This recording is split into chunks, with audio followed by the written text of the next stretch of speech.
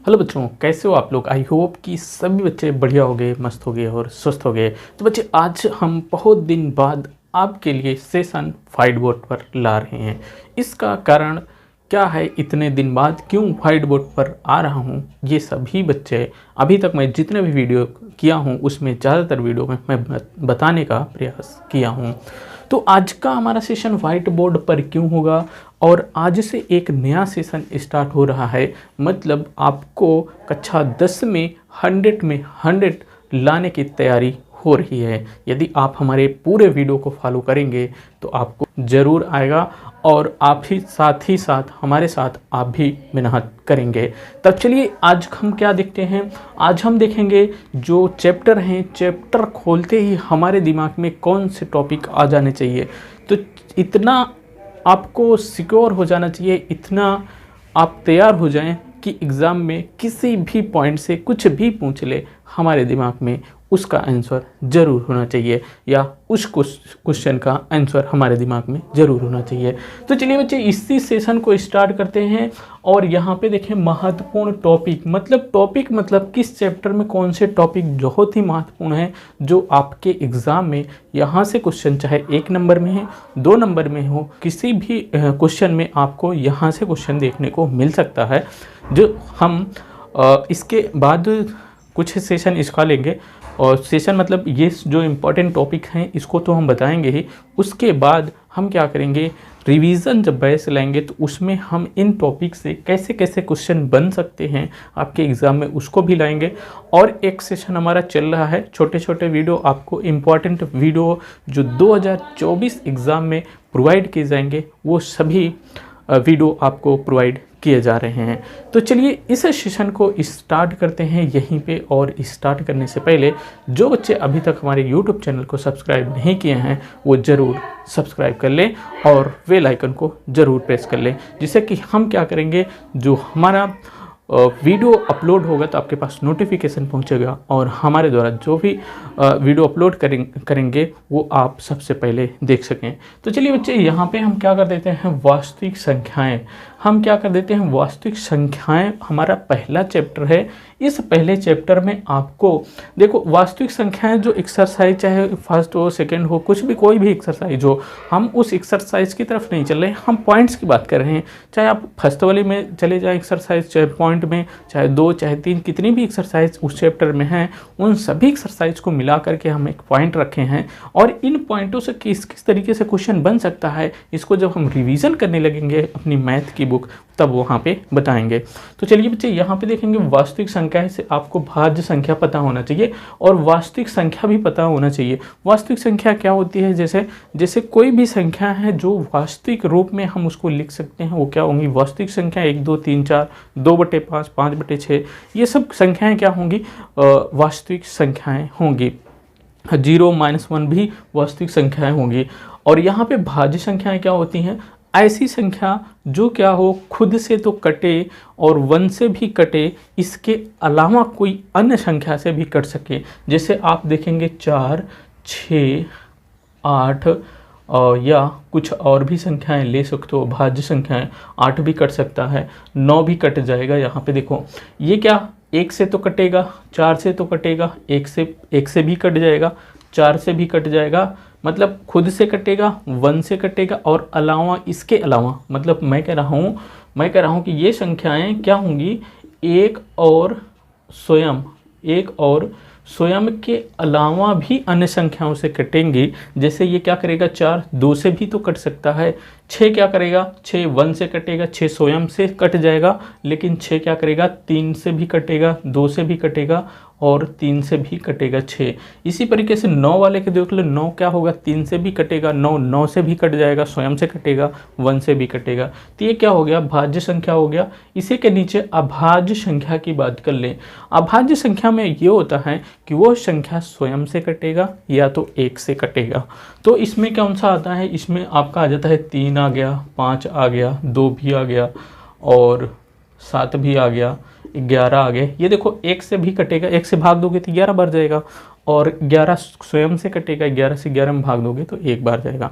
तो ये क्या होगा, स्वयं से कटेगा और क्या करेगा और 1 से भी कटेगा, ये अभाज्य संख्या है। एलसीएम एचसीएफ आपको हम जब रिवीजन करने लगेंगे तो वहाँ पे बताएंगे, अब यहाँ पे बताएंगे तो सेशन लंबा होता चला जाएगा। ठीक, एलसीएम एचसीएफ बताएंगे। परिमेय संख्याएं क्या होती हैं इसको भी आपको ध्यान में रखना है। परिमेय संख्याएं से क्वेश्चन आपको पूछने का ये वहाँ पे देखने को मिलेगा जो ऑप्शन वाला आएगा। ऑप्शन वाले में आपको परिमेय संख्याएं ढूंढना रहेगा, इसमें कौन सी परिमेय संख्या है कौन सी परिमेय संख्या नहीं है, या आपको उसमें ढूंढना रह सकता है कि एलसीएम एचसीएफ जैसे क्वेश्चन पूछेगा तो ऑप्शनल में अगर क्वेश्चन पूछेगा तो 2 संख्या दे देगा, उसका एलसीएम क्या होगा एचसीएफ क्या होगा, और ऑप्शन में जो देगा जैसे कि 35 और 45 ऐसे कुछ ऑप्शन में ऐसे दे देगा, तो इसमें एलसीएम ये और एचसीएफ ये मतलब इसको भी बताना रहेगा। उसको ऑप्शन में जब हम रिवीजन करने लगेंगे तो हम आपको बताएंगे कैसे कैसे क्वेश्चन पूछे जाएंगे एलसीएम और एचसीएफ के। यहाँ पे परिमेय संख्या की भी हमने बात कर ली, और हम देखते हैं बहुपद अपना आता है दूसरे चैप्टर में हम बहुपद है।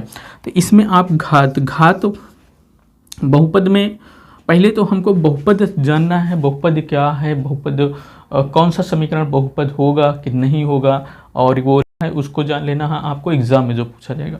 बहुपद क्या है, बहुपद से आपको घात वाला क्वेश्चन पूछा जाएगा, जैसे कौन सी घात, जैसे समीकरण दे दिया, जैसे समीकरण 2x² + 5x प्लस 4 दे दिया और बराबर 0 दे दिया, या इसी तरीके से कोई भी समीकरण दे दिया, इसमें घात अगर पूछेगा तो मेरे बच्चे आप क्या करेंगे कि इसके अचर पद की सबसे बड़ी घात लेंगे। जैसे अचर पद ये क्या है x है, इसकी सबसे बड़ी घात 2 है, तो ये क्या हो गया इसका घात हो गया। तो घात वाला क्वेश्चन भी पूछा जाएगा आपको बहुपद से। ये ऑप्शन में क्वेश्चन पूछे जाएंगे बच्चे, मेरे ऑप्शन में छोटे छोटे क्वेश्चन इससे पूछे जाएंगे। और इससे जो यहाँ जैसे एलसीएम वाला है ना, एलसीएम से आपको 2 नंबर के क्वेश्चन भी पूछा जा सकता है। ठीक, 2 नंबर के क्वेश्चन एलसीएम से पूछा जाएगा। परिमेय संख्या 2 नंबर के क्वेश्चन पूछे जा सकते हैं। कैसे पूछे जाएंगे वो हम जब रिवीजन करने लगेंगे तो किस किस तरीके से आपके क्वेश्चन एग्जाम में आने वाले हैं उसको हम जरूर बताएंगे। यहाँ द्विघात समीकरण से बहुपद द्विघात बहुपद क्या होता है, जिसकी ऐसा बहुपद जिसकी 2 घात हो, अधिकतम घात कितनी हो 2 हो तो द्विघात बहुपद। त्रिघात बहुपद ये बच्चे आपको एग्जाम में नहीं आएगा, आपको इसको पढ़ने की ज़रूरत नहीं है। ठीक, आप जानने के लिए मैं ऐसे लिख दिया त्रिघात बहुपद, तो आप इसको पढ़ना जरूरी नहीं है त्रिघात बहुपद को। लेकिन शून्यक निकालना, शून्यक मेरे बच्चे कैसे होता है, जैसे ये समीकरण है तो इसके क्या करना है, इसको सॉल्व करके x का मान निकालना। द्विघात समीकरण है तो इसका मतलब इसके कितने शून्यक आएंगे, 2 शून्यक आएंगे। अच्छा, आप क्वेश्चन में कैसे, यहाँ से भी क्वेश्चन ऑप्शन में कैसे पूछा जाएगा, जैसे कि कोई समीकरण दे दिया, कह दिया कि इसकी अधिकतम शून्यक कितने हो सकते हैं।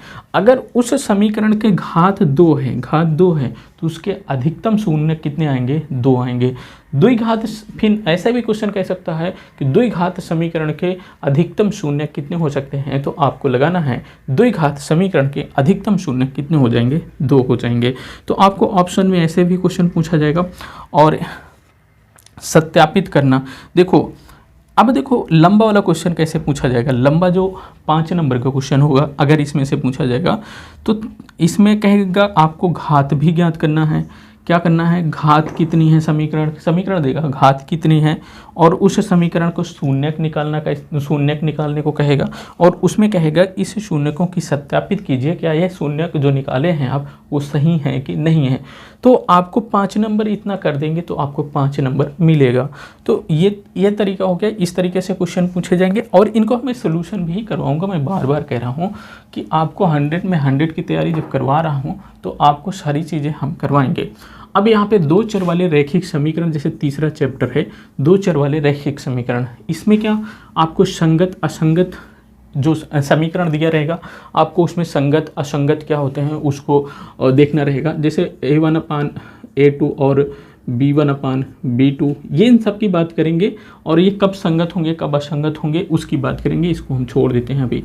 ठीक, रिवीजन जब करेंगे तो प्रतिच्छेदी कब होता है, समांतर कब होता है, संपाती कब हो जाएगा, इसको भी आपको ध्यान में रखना है। कौन 2 चर वाले रैखिक समीकरण में, और ये सब क्वेश्चन 2 नंबर या 2 नंबर में पूछे जाएंगे। और ये देखो, और यहाँ पे ये वाला जो क्वेश्चन होगा आपको कि जो विलोपन विधि से है, विलोपन विधि से जो क्वेश्चन पूछा जाएगा आपको इसमें x और y मान निकालने के लिए आपको 4 नंबर और 6 नंबर से में क्वेश्चन को पूछा जाएगा। 4 नंबर और 6 नंबर में क्वेश्चन यहाँ से आपको पूछा जाएगा।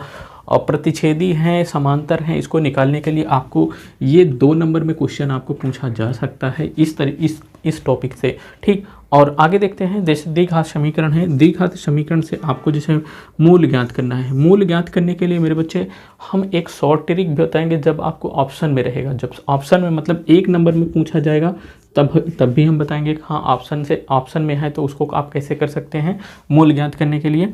और यहाँ पे मूलों की प्रकृति आप जानते हैं कौन से फार्मूला निकाला जाता है, b² - 4ac से। इससे आप क्या निकालते हैं, मूलों की प्रकृति निकालते हैं।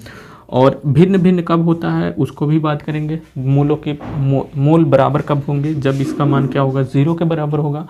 भिन्न भिन्न कब होगा, जब ये बड़ा हो जाएगा 0 से, तब ये भिन्न भिन्न हो जाएगा। काल्पनिक कब हो जाएगा, जब ये 0 से छोटा हो जाएगा। मेरे बच्चे यहाँ तक समझ में आया। उसके बाद हम यहाँ पे देखें समीकरण बनाना ज़रूर सीखेंगे।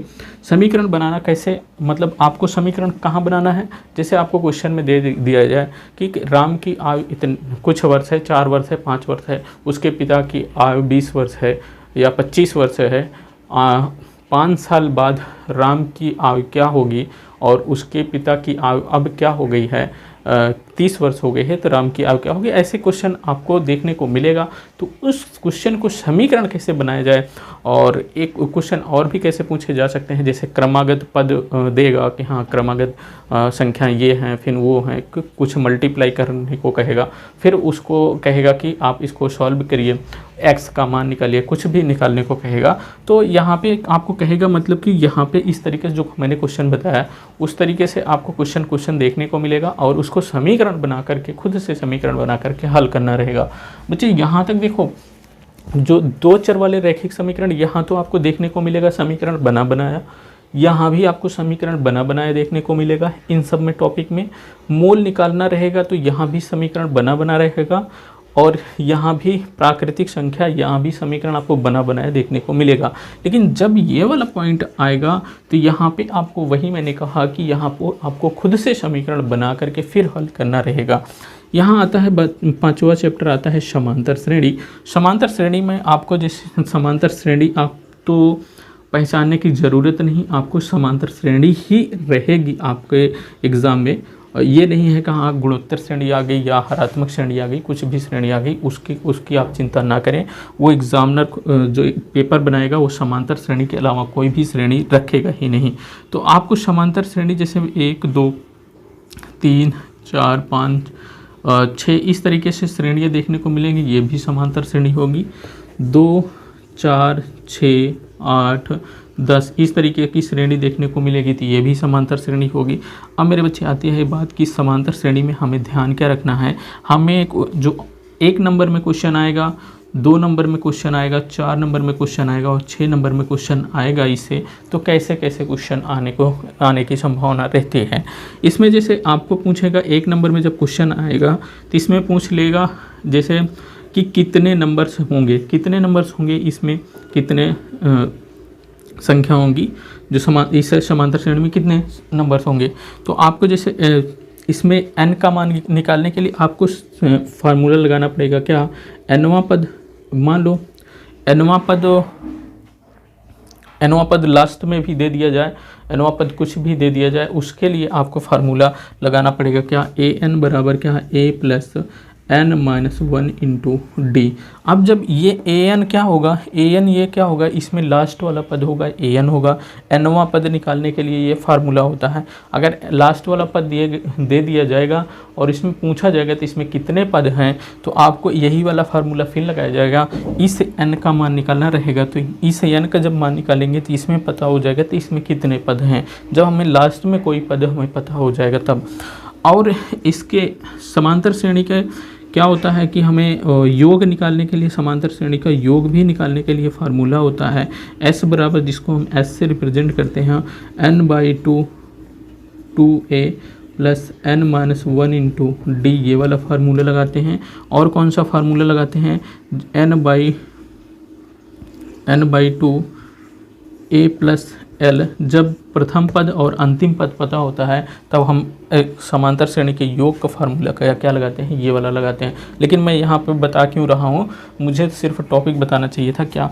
अच्छा हाँ, मैं कह रहा था कि हाँ एक नंबर, 2 नंबर और 4 नंबर और 6 नंबर में क्वेश्चन कैसे कैसे पूछे जाएंगे। जैसे nवां पद निकालने के लिए आ गया तो उसको 2 नंबर में क्वेश्चन पूछा जाएगा। अब इसी में क्या निकालने का आ गया, इसी में आपको निकालने को कह देगा, इसमें डी निकालिए। डी मतलब सर्वांतर अगर कह देगा कि इसका सर्वांतर क्या है तो आपको 1 नंबर में क्वेश्चन देखने को मिलेगा। अब 4 नंबर का क्वेश्चन कब देखने को मिलेगा, जब इसमें योग निकालने को कह देगा, या आपको ये दोनों मतलब nवां पद या इसका योग कितना होगा वो भी निकालने का कह देगा। तो आपको जब दोनों निकालने का कहेगा तब आपको 6 नंबर में भी क्वेश्चन आपको देखने को मिलेगा। मतलब इसी टॉपिक, इसी इतने में वो क्या करेगा, क्वेश्चन को पूछने का तरीका बढ़ा देगा कि आपको, जैसे मैंने इन सब में बताया, जैसे किसी भी में आप उठा लेंगे, जैसे कोई कह देगा समीकरण संगत है या असंगत है, उसको बताइए और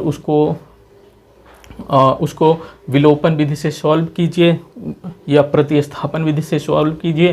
तो अगर इतना कह देता है तो आपको या तो 4 नंबर में या तो आपको 6 नंबर में क्वेश्चन आपको देखने को मिलेंगे।